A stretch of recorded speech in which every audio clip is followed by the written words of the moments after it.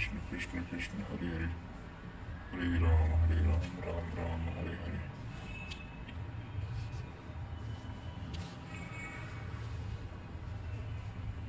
तृतीय अध्याय श्लोक नंबर 4।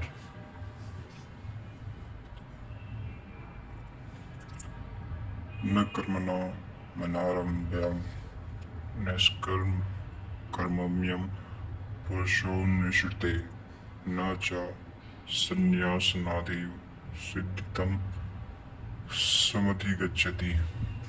अर्जुन, मनुष्य न तो कर्मों को न आराम करने से निष्कर्मता की अंतिम स्थिति को प्राप्त होता है और न ही आरंभ की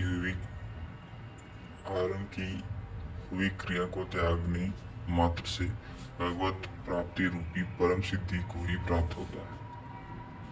अब तुझे ज्ञान मार्ग अच्छा लगे या निष्काम कर्म योग, दोनों में कर्म तो करना ही पड़ेगा। प्रायः इस स्थल पर लोग भगवत मत पे संक्षिप्त मार्ग और बचाव ढूंढने लगते हैं। कर्म आरंभ ही ना करें, हो गए निष्कर्मी। कहीं ऐसी कहीं कहीं ऐसी भांति न रह जाएं, इसलिए श्री कृष्ण बल देते हैं कि कर्मों को न आरंभ करने से कोई निष्कर्म भाव को नहीं प्राप्त होता। शुभाशुभ कर्मों का जहाँ अंत है, परम निष्कर्मता की उस स्थिति को कर्म करके ही पाया जा सकता है। इस प्रकार बहुत से लोग कहते हैं हम तो ज्ञान मार्गी हैं, ज्ञान मार्ग में कर्म है ही नहीं। ऐसा मानकर कर्मों को त्यागने वाले ज्ञानी नहीं होते। आरंभ की हुई क्रिया को त्यागने मात्र से कोई भगवत भागवत साक्षात्कार रूपी परम सिद्धि को प्राप्त नहीं होता है, क्योंकि न ही कश्चित क्षणमपि जातु तिष्ठत्य कर्मकृत कार्यते हव्यशः कर्म सर्व प्रकृति तैजन गुणे।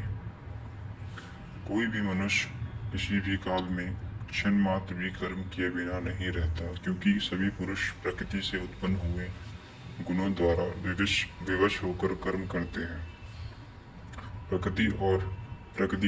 प्रकृति से उत्पन्न गुण जब तक जीवित हैं, तब तक कोई भी पुरुष कर्म किए बिना नहीं रह सकता।